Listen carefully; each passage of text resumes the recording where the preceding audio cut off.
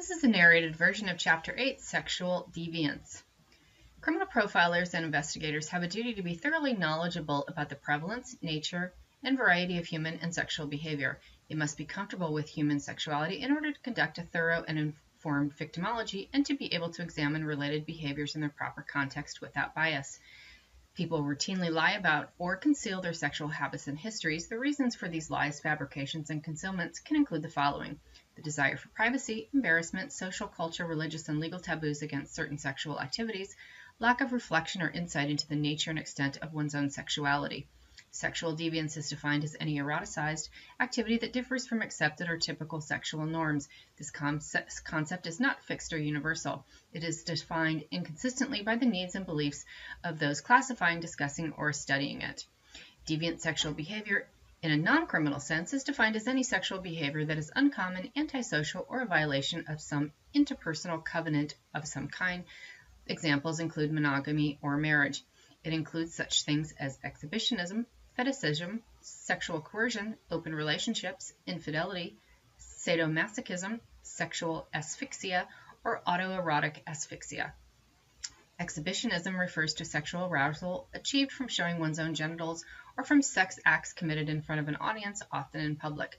Motivations for exhibitionism include sexual attention-seeking, desire to shock, satisfying masochistic desires for self-humiliation, and demonstrating ownership and submission. Exhibitionism is deviant in that it plays against social covenants related to sexual privacy and discretion. Fetishism refers to attribution of erotic or sexual significance to a non-sexual inanimate object or non-sexual body part.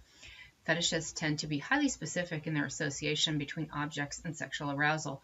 Fetishism is not a crime in itself. Fetishists often identified publicly by association with other illegal sexual activity related to the fetishism or satisfying their fetish, such as theft, trespassing, or sexual assault. Sexual coercion refers to the psychological, emotional, and even physical manipulation of an intimate partner by the other to achieve domination and control.